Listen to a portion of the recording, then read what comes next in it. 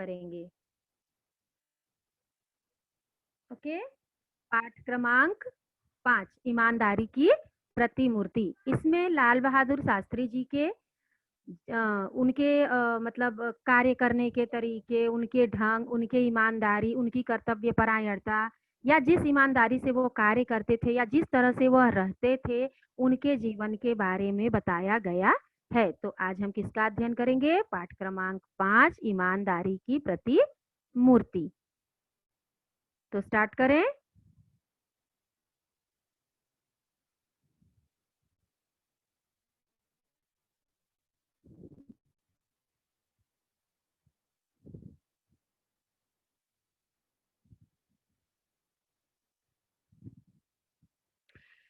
ईमानदारी की प्रतिमूर्ति। ईमानदारी की प्रतिमूर्ति का अर्थ आपको मैं पहले बता देती हूँ कि इसका अर्थ क्या होगा। ईमानदारी की प्रतिमूर्ति का अर्थ होता है कि जैसे हम किसी चीज को बोलते हैं ना कि ये दया की मूर्ति है, या ये संस्कार इसमें बहुत ज्यादा पाए जाते हैं, तो ये सारी चीजें, इसी का अर्थ होता है ईमानदारी की प्रतिमूर्ति। तो लाल बहादुर शास्त्री क्या थे? ईमानदारी के प्रतिमूर्ति थे। उन्होंने किस तरह से अपने कार्य को एक ईमानदार व्यक्ति की तरह या ईमानदारी से उसको उन्होंने पूरा किया और अपना पूरा जीवन भारत के लिए समर्पित कर दिया या अपने देश के लिए समर्पित किया उन्होंने।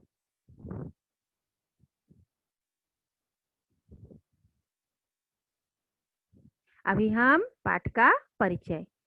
जन्म, लेखक का जन्म कब हुआ था? परिचय। सुनील शास्त्री भारत के द्वितीय प्रधानमंत्री लाल बहादुर शास्त्री के पुत्र हैं।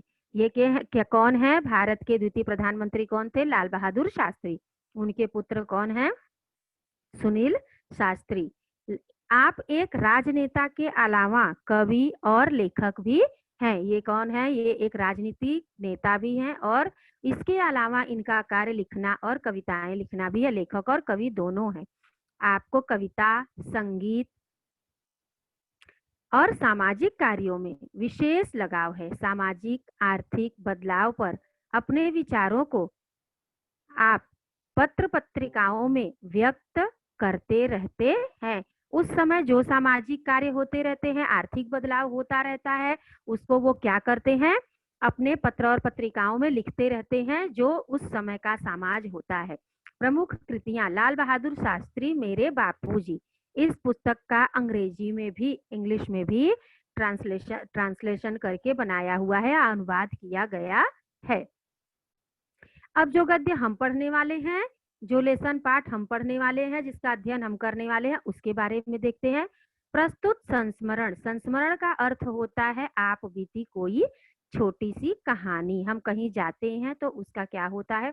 कहीं भी किसी भी जगह घूमने गए या किसी भी रिश्तेदार के यहाँ गए या कहीं भी कोई भी चीज, ऐसी चीजें होती हैं जो हमारे मानसिक पटल पे हमेशा के लिए छप जाती है, उसी को हम कभी भूल नहीं पाते हैं, उसको संस्मरण। बहुत सारी चीजें हम भूल जाते हैं, जिंदगी में इतनी सारी बातें याद नहीं रहती, लेकिन कुछ कुछ घटनाएं ऐसी हो जाती हैं, ऐसा होता है जो क्या होता है हमारे मानसिक पटल पे सदा के लिए अंकित हो जाता है, तो उसी को हम संस्मरण कहते हैं। वो हमेशा हमें स्मरण हो आता है। स्वर्गीय लाल बहादुर शास्त्री जी की ईमानदारी, सादगी, सरलता, सच्चाई, पर दुख का तरता आदि गुणों को बड़े अच्छे ढंग से उजागर किया है। उन्हीं के बेटे ने यह पाठ लेखन किया है अपने पिताजी के लिए। इस संस्मरण में उनकी सादगी, उनकी ईमानदारी, उनका सरलता से जीवन व्यतीत करना, सच्चाई, पर दुख का तरता मतलब दूसरों के दुखों को देखकर दुखी होना, ये सारे गुणों का बहुत अच्छे ढंग से बताया है। आइए शब्दार्थ देखते हैं। हिदायत, हिदायत देना यानी सूचना देना, निर्देश देना। दस्तक, दरवाजे पर आवाज करने की प्रक्रिया। हम दरवाजा किसी का डोरबेल बजाते हैं कहीं, और नहीं डोरबेल रहता, नहीं घंटी बजती है, तो हम क्या करते हैं? दरवाजा खटखटाते हैं, तो उसको होता है दस्तक देना।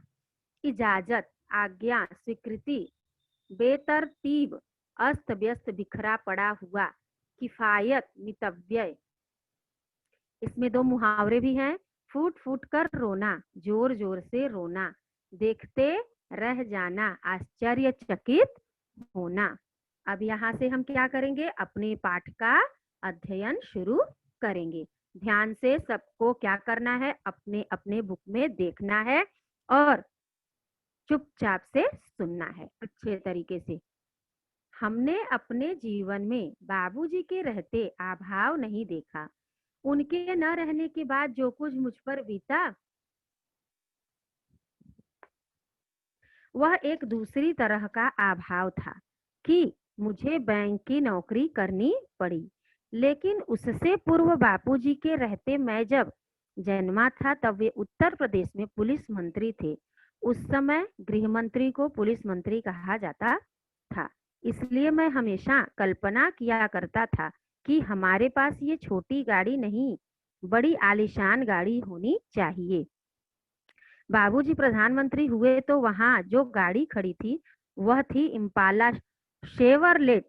उसे देख देख बड़ा जी करता था कि मौका मिले और उसे चलाऊं। प्रधानमंत्री का लड़का था, कोई मामूली बात नहीं थी। सोचते विचारते कल्पना की, उड़ान भरते एक दिन मौका मिल गया। धीरे धीरे हिम्मत भी खुल गई ऑर्डर देने की। हमने बाबूजी के निजी सचिव से कहा, सहाय साहब जरा ड्राइवर से कहिए इम्पाला लेकर रेजिडेंस की तरफ आ जाए। मैं 2 मिनट में गाड़ी आकर दरवाजे पर लग गई। अनिल भैया ने कहा, मैं तो इसे चलाऊंगा नहीं, तुम ही चलाओ। अब हमने क्या कहा, अब यहाँ देखते हैं लेखक क्या कहते हैं। हमने अपने जीवन में बाबूजी के रहते अभाव नहीं देखा। अपने जीवन में जब तक बाबूजी मेरे जिंदा थे तब तक अभाव यानी कमी होना, मैंने किसी चीज की कमी नहीं देखी। हर चीज बाबूजी मेरी पूरी करते थे। इंसान कहता है ना कि माँ बाप जब तक रहते हैं तब तक इंसान को किसी चीज की कमी नहीं होने देते हैं, बच्चों को किसी चीज की कमी नहीं होने देते हैं। तो लेखक के कहने का तात्पर्य यही है कि हमारे जीवन में जब तक बाबूजी थे तब तक किसी चीज की कमी भी नहीं थी। उनके न रहने के बाद जो कुछ मुझ पर बीता वह एक दूसरी तरह का अभाव था। जब माता पिता नहीं होते हैं, सर के ऊपर से साया हट जाता है तो इंसान के ऊपर क्या आ जाती है, सारी जिम्मेदारी आ जाती है। और उसके बाद उसको क्या करना पड़ता है, उन जिम्मेदारियों को, परिवार की जिम्मेदारी को पूरा करना पड़ता है। फिर अपने शौक का, जब इंसान के ऊपर जिम्मेदारी आ जाती है तो उसका अपना शौक नहीं रह जाता है। फिर उसे क्या करना पड़ता है, दूसरों के शौक को पूरा करना पड़ता है। तो लेखक के यहाँ यही बता रहे हैं। तो उनके ना होने पर जो कुछ मुझ पर बीता वह तो बड़ा ही अलग तरह का कमी था, या अलग तरह की कमी थी। मुझे बैंक में नौकरी भी करनी पड़ी। किस लिए करनी पड़ी, इसलिए करनी पड़ी कि मुझे सबकी आवश्यकताओं को पूरा करना था। लेकिन उससे पहले की बात मैं आपसे बताऊं तो बाबूजी के रहते मैं जब पैदा हुआ था, मेरा जब जन्म हुआ था तब वह उत्तर प्रदेश में क्या थे, पुलिस मंत्री। उस समय पुलिस मंत्री को गृह मंत्री कहा जाता था। तो मैं पुलिस मंत्री बाबूजी थे, इसलिए मैं हमेशा कल्पना किया करता था। हमेशा लोग सोचते हैं ना, बच्चे जब छोटे होते हैं और माता हो चाहे पिता हो, कोई अगर अच्छे से बहुत बड़े पोस्ट पे होता है तो क्या होता है, हमारे अंदर भी एक गर्व आता है कि अरे मैं तो उनका बेटा हूँ। और प्रधानमंत्री का बेटा होना बहुत ही गर्व की बात होती है। तो जब मैं हमेशा कल्पना करता था कि मेरे पास एक आलीशान गाड़ी होनी चाहिए, छोटी गाड़ी नहीं होनी चाहिए। और जब बाबूजी प्रधानमंत्री हो गए तो उनके पास क्या हुई, बड़ी सी गाड़ी मिली। गाड़ी का नाम इम्पाला शेवरलेट था। उसे देख देख बड़ी कल्पना करता था, बड़ा मन करता था कि मैं भी मौका मिले तो इसे क्या करूं, चलाऊं। लोगों का शौक होता है ना, देखते अपने सामने जब बाहर गाड़ी खड़ी है, बड़ी गाड़ी, और शौक पूरा होते इंसान को दिखाई देता है तो वो क्या सोचते थे कि मैं इसे चलाऊं, प्रधानमंत्री का लड़का हूं, कोई मामूली बात थोड़ी है। सोचते विचारते एक दिन क्या हुआ, थोड़ा सा मौका मिल गया और धीरे धीरे हिम्मत भी खुल गई, धीरे धीरे हिम्मत अंदर आ गई, अंदर थोड़ा साहस आया ऑर्डर देने का। जो बापूजी के निजी सचिव थे उनसे मैंने कहा, सहाय साहब क्या करो, जरा ड्राइवर को बोलो कि गाड़ी घर तक लेकर आए, रेजिडेंस की तरफ लेकर आए जहां वो रहते थे। 2 मिनट में गाड़ी आकर, अभी प्रधानमंत्री का बेटे हैं, तो अब वो जिसको ऑर्डर करेंगे तो इंसान क्या करेगा, ओहदे का क्या करता है, सम्मान करता है। गाड़ी 2 मिनट में ही आकर दरवाजे पर लग गई, कहने पर ही सिर्फ। अनिल भैया ने कहा, मैं तो इसे चलाऊंगा नहीं, तुम ही चलाओ। मेरे जो भाई थे उन्होंने कहा, मैं इसे नहीं चलाऊंगा, तुम इसे जाकर चलाओ। मैं आगे बढ़ा, ड्राइवर से चाबी मांगी, बोला तुम बैठो आराम करो, हम लोग वापस आते हैं अभी। अब उन्होंने ड्राइवर से चाबी भी मांग ली और बोले कि तुम, ड्राइवर को बिठा दिया एक जगह, तुम बैठो आराम करो, हम दोनों घूमकर आते हैं। अब दोनों भाई क्या हुए, निकल गए घूमने के लिए। गाड़ी ले हम चल पड़े। क्या शान की सवारी थी, याद कर बदन में झुरझुरी आने लगती है। जिसके यहाँ खाना था वहां पहुंचा, बातचीत में समय का ध्यान नहीं रहा, देर हो गई। अब गाड़ी लेकर हम कहाँ पहुंच गए, जहां हमें पार्टी में जाना था। बड़ी शान की सवारी थी, अभी बड़ी बड़ी गाड़ी में घूमना इंसान को लगता तो है ही ना, अच्छा लगता है। जो शौक इंसान पाले और उसका पूरा हो जाए, वह शौक जो मन में इंसान ठान ले और उसका पूरा हो जाए, तो इंसान को बड़ी खुशी मिलती थी। अब गाड़ी लेकर दोनों भाई निकल गए, शान की सवारी कर रहे थे। याद कर बदन में, या झुरझुरिया मतलब बदन में क्या होती है, एक अजीब तरह की खुशी सिहर उठती है या आ जाती है। तो इसके लिए जिसके यहाँ खाना था वहां गए।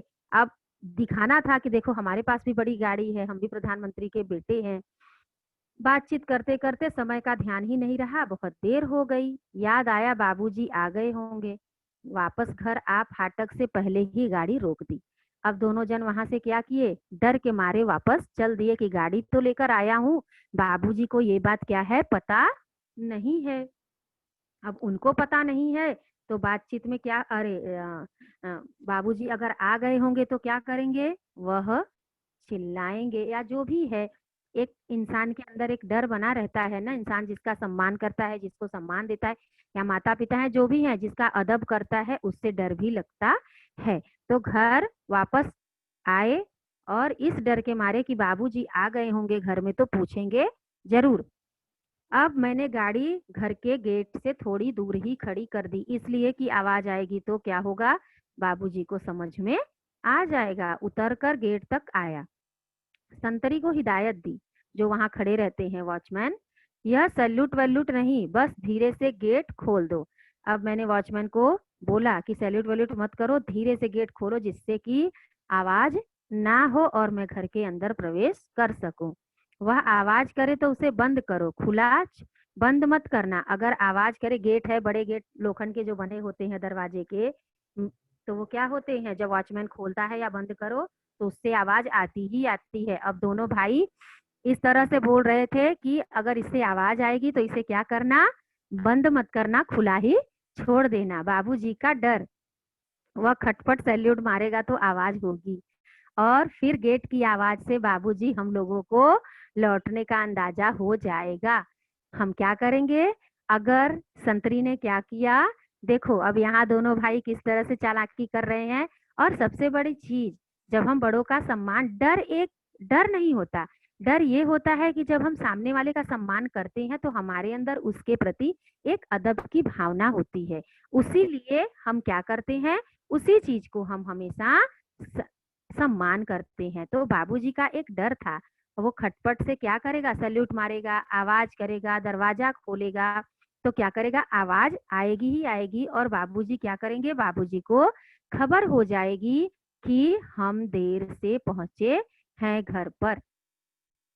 वे बेकार में पूछताछ करेंगे, अभी बात ताजा है, सुबह तक बात पे पानी पड़ चुका होगा। संतरी से जैसा कहा गया उसने किया, दबे पैर पीछे किचन के दरवाजे से अंदर घुसा। जाते ही अम्मा मिली। अब मैंने क्या किया, जैसे ही वॉचमैन को बोला था वैसा उसने धीरे धीरे कर दिया। और मैं क्या किया, सोचा अभी बात ताजा है, अगर पिताजी पूछेंगे और सुबह सुबह होते, जब सुबह उठेंगे तो हम लोग घर में जब प्रवेश कर चुके होंगे तो कुछ ना कुछ तो बहाना बन ही जाएगा, अगर पिताजी को नहीं पता चला होगा तब। तो संतरी सॉरी दबे पैर किचन के पीछे से घर के अंदर में घुस गया। जाते जाते माँ मिल गई, अम्मा मिली।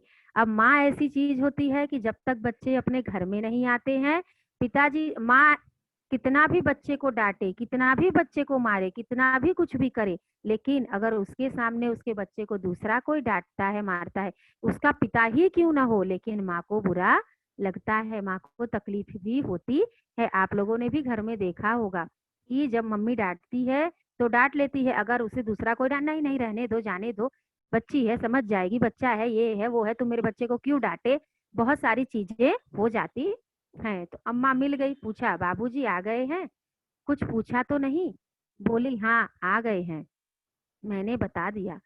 अब मैंने पूछा बाबूजी आ गए हैं, कुछ पूछे क्या, बोली हाँ पूछा था, मैंने बता भी दिया।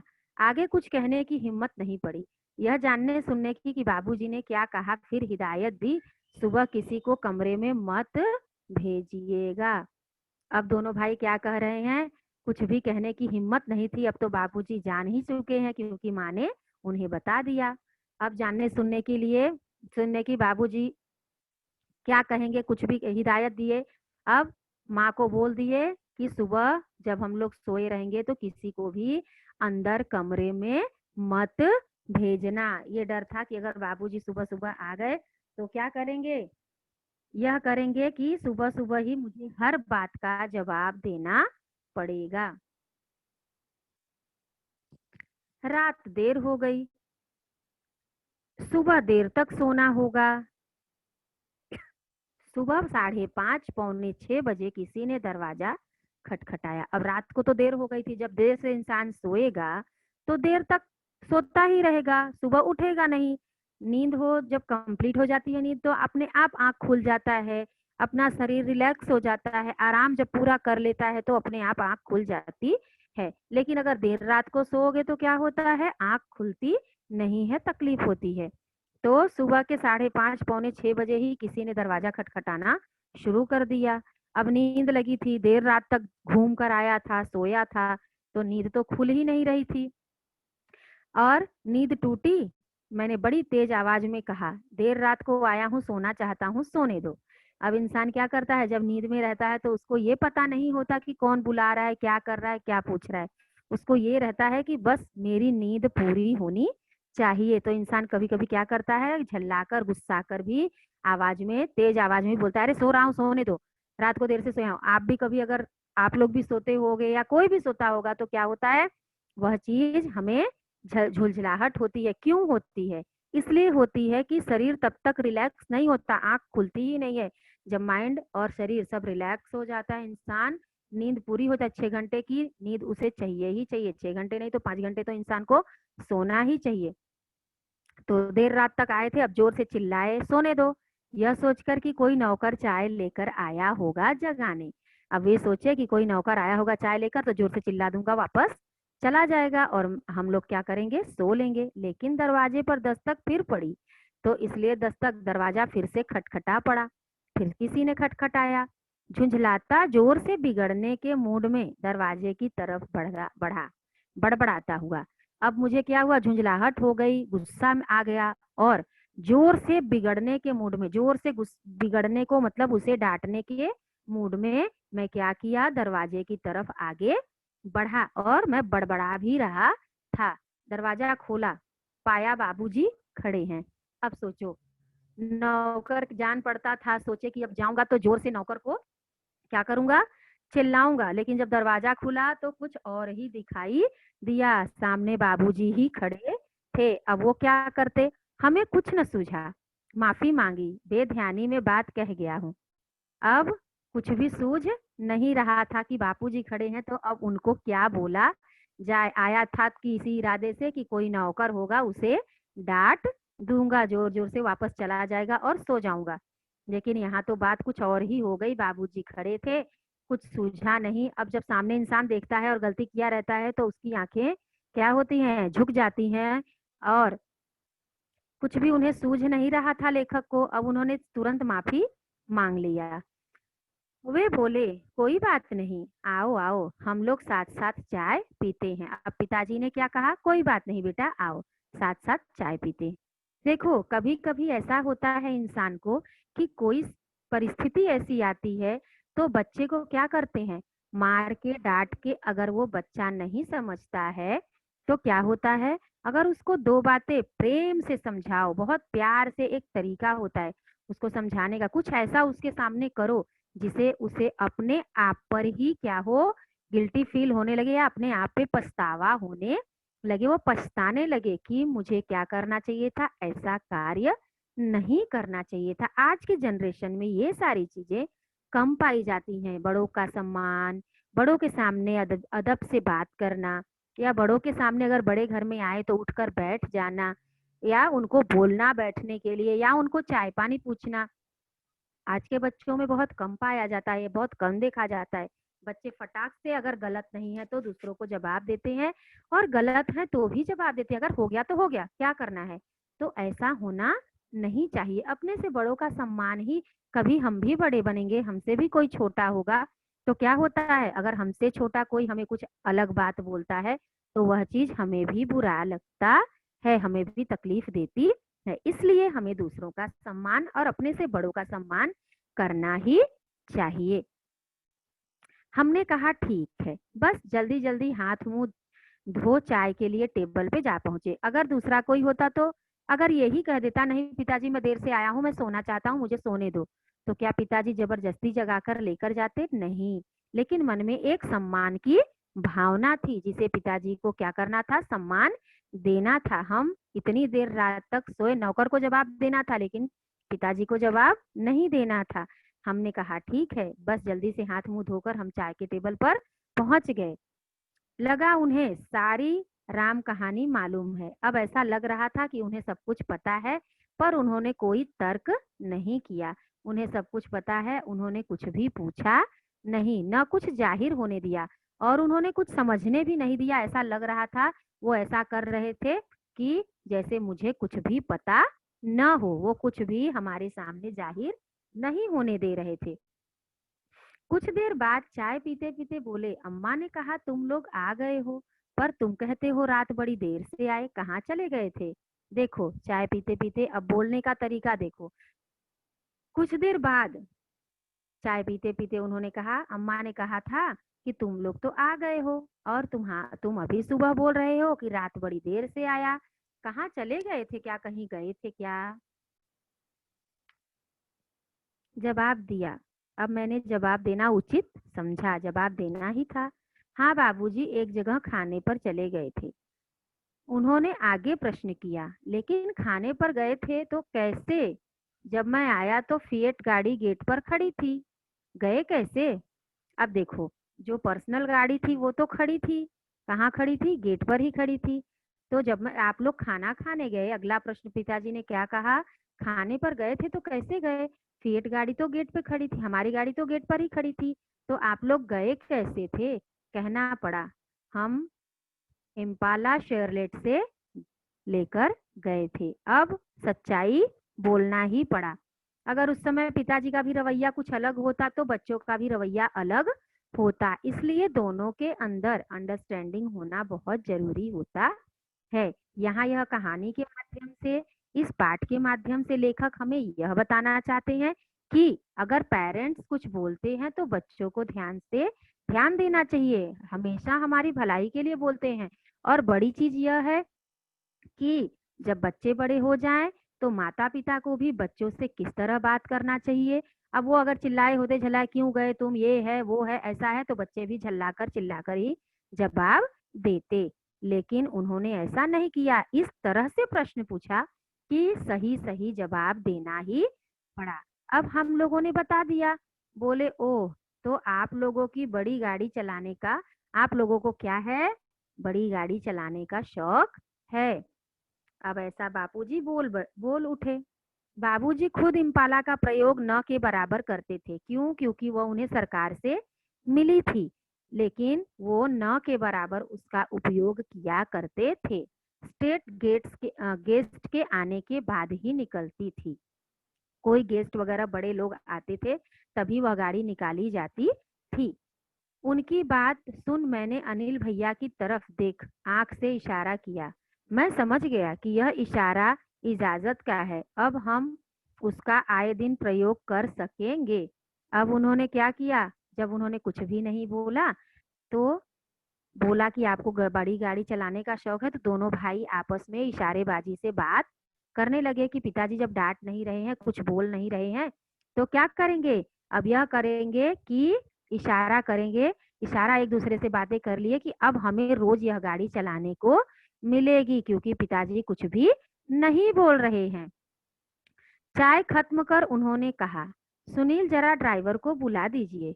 अब चाय जब खत्म हो गई तो उन्होंने कहा, सुनील जरा ड्राइवर को बुला दीजिए। अब देखो अपने ही बेटे से किस तरह से बात कर रहे हैं, सुनील जरा ड्राइवर को बुला दीजिए।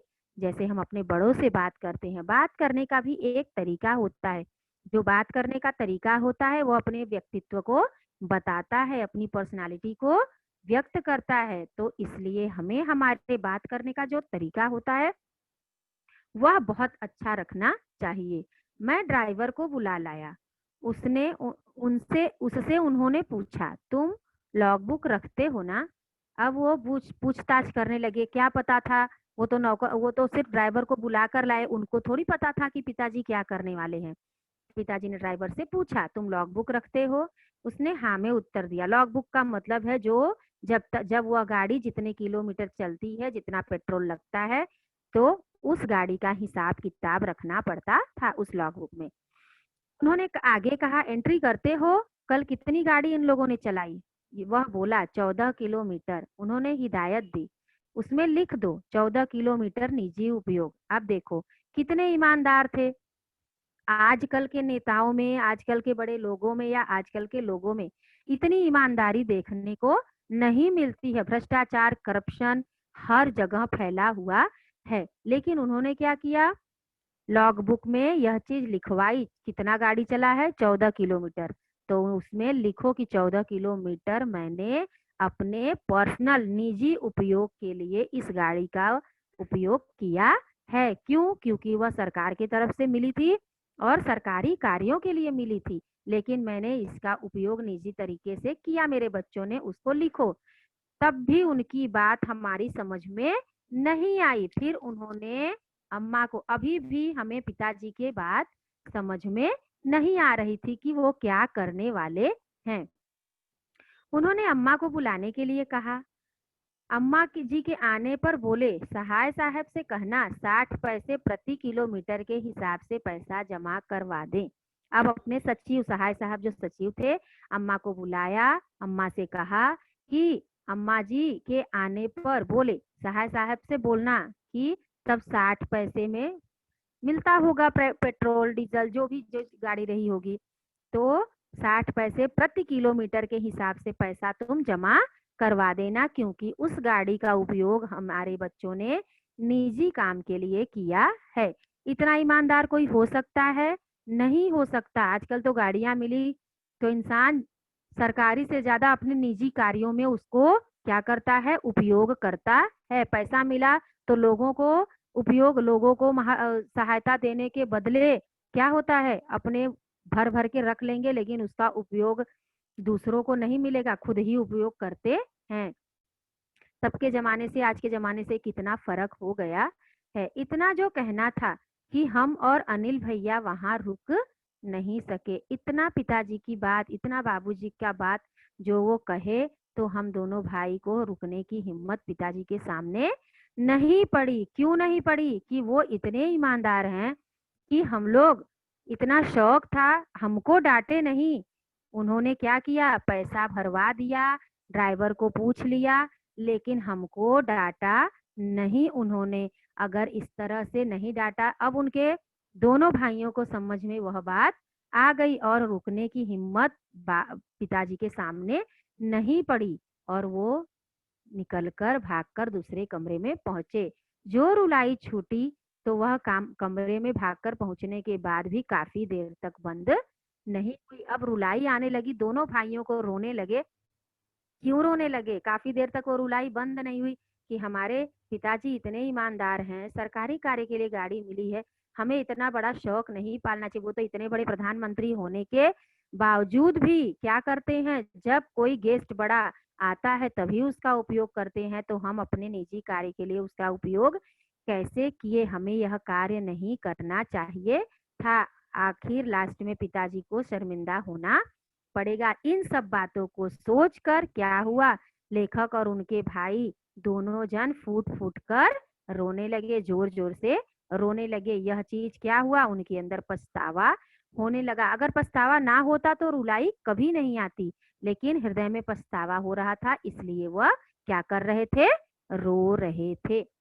आपसे यह बात शान की तरह तहत नहीं कर पा रहा, पर इसलिए कि ये बातें अब हमारे लिए आदर्श बन गई हैं।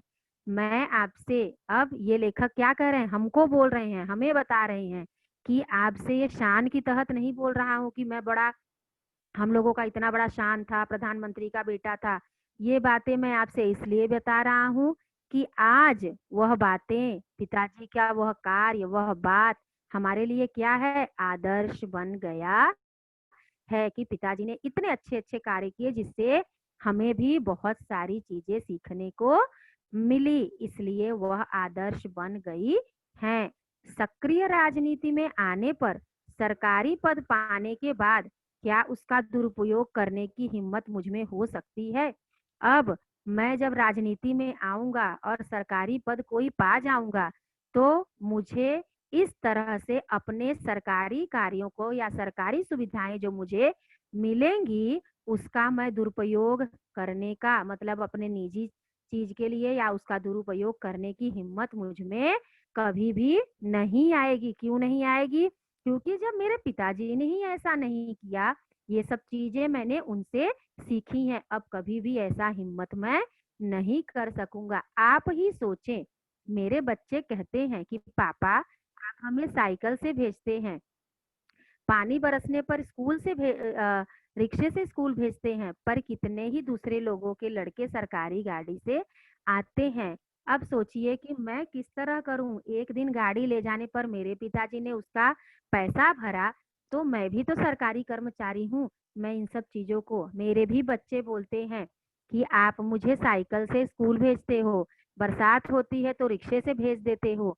दूसरे जो सरकारी लोग हैं वो गाड़ी से आते हैं, बड़ी बड़ी गाड़ियां लेकर आते हैं, लेकिन मैं क्यों नहीं पापा? वे छोटे हैं, उन्हें कलेजा चीर कर नहीं बता सकता। अब मेरे बच्चे क्या हैं, मेरे बच्चे छोटे छोटे हैं, उनको मैं कलेजा चीर कर या हृदय में बातें जो हैं वह मैं नहीं बता सकता, क्योंकि छोटे बच्चों को ये सब बातें समझने में समय लगता है, वो नहीं समझ पाते हैं। उनको तो ये है, जैसे मैं तो नौजवान था तो भी मुझे पिताजी के ओहदे का बड़ा गर्व था, और ऐसा लगता था कि मुझे क्या करना चाहिए, मुझे गाड़ी में जाना चाहिए, और मैं चला भी गया। बाद में जो हुआ सामने, वह चीज से मुझे बहुत ही तकलीफ हुई। तो इसलिए क्या है, समझाने की कोशिश करता हूँ। बच्चों छोटे हैं, वो समझते नहीं हैं, समझाने की कोशिश भी करता हूँ। जानता हूँ मेरा यह समझाना कितना कठिन है, फिर भी समय होने पर कभी कभी अपनी गाड़ी से छोड़ देता हूँ। कभी कभी समय होता है, मैं जाने लगता हूँ, अपनी गाड़ी में अपने साथ बिठाकर लेकर जाता हूँ, क्योंकि छोटे बच्चों को समझाना बड़ा मुश्किल होता है। अपना सरकारी ओहदा छोड़कर आया हूँ, और आपके साथ यह सब फिर जिक्र का तनिक ताजा और नया महसूस कर रहा हूँ। अब अपना सरकारी ओहदा मैं क्या कर रहा हूँ, छोड़ चुका हूँ, लेकिन आपसे यह सारी बातें बताकर मैं बहुत खुश हूँ, और अपने को ताजा महसूस, पुरानी यादें क्या हो रही हैं, सब ताजा हो गई हैं, इसलिए बड़ा अच्छा लग रहा है। कोशिश करता हूँ नींव को पुनः संजोना, संवारना, कि मेरे मन का महल आज के इस तूफानी झंझावत में खड़ा रह सके। मैं यह महसूस करता हूँ और मैं कोशिश कर रहा हूँ कि नींव जो मेरे आदर्श, मेरे पिताजी हैं, उसी को मैं संजोकर संवार कर रख सकूं, अपने मन का महल खड़ा कर सकूं। इस तूफानी झंझावत, झंझावत मतलब बहुत बड़ा आंधी और तूफान, आंधी और तूफान का यहाँ लेखक ने क्या बताया कि इस भ्रष्ट समाज में, इस भ्रष्टाचार में, इस करप्शन में, यहाँ जो अराजनैतिकता फैली हुई है, अराजकता फैली हुई है, यहाँ इस सब चीजों में इस अपने पिताजी के आदर्श को खड़ा करना मेरे लिए क्या है, बड़ा ही कठिन है। लेकिन मैं फिर भी चाहता हूँ कि मैं इसे सजाकर संवार कर अपने मन में रख सकूं और उसका पालन कर सकूं। जबकि इतनी अराजनैतिकता, अराजकता फैली हुई है, तब भी मैं इसको क्या कर सकूं, संभाल सकूं, या सोचता हूं या करने का प्रयत्न करता हूं।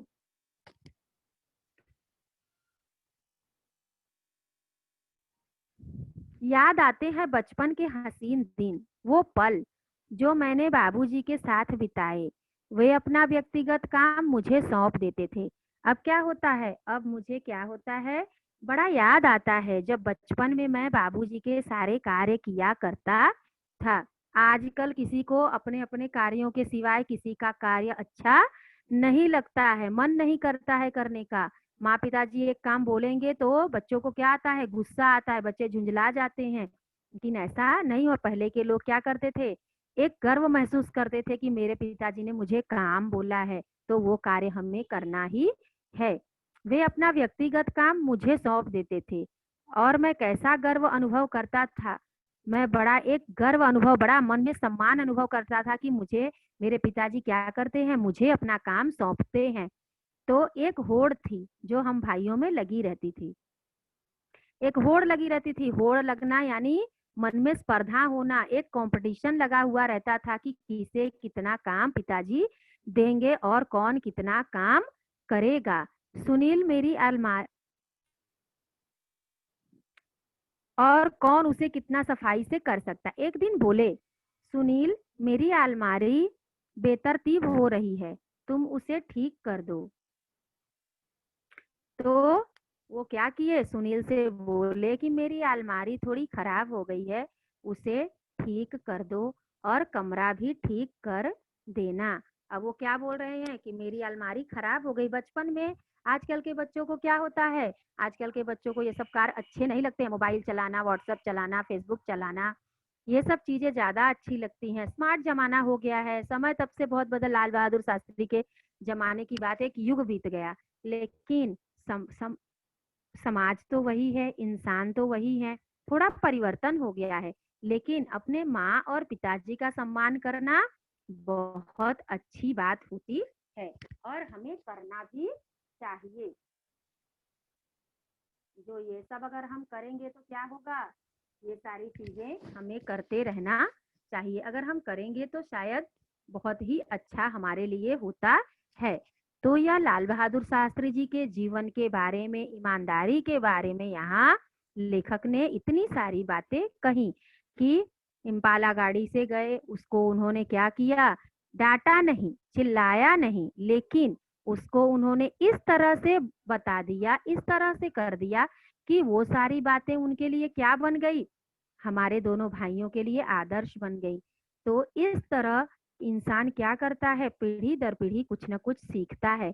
तो अगर वो जब सरकारी काम पर जाते या सीखते तो क्या होता, यह चीज होता कि हमारे लिए वह चीज, उनके लिए वह चीज आदर्श बन गया। आदर्श क्यों बन गया, इसलिए कि उनको उसी माहौल में पले रहने का, बढ़े रहने का, सीख लेने का समय मिला, मौका मिला। और दोनों भाइयों में एक कंपटीशन मची रहती थी, क्या होड़ मची रहती थी, किस चीज की, कि पिताजी मुझे अपना कोई काम सौंपे और मैं शौक से करूं।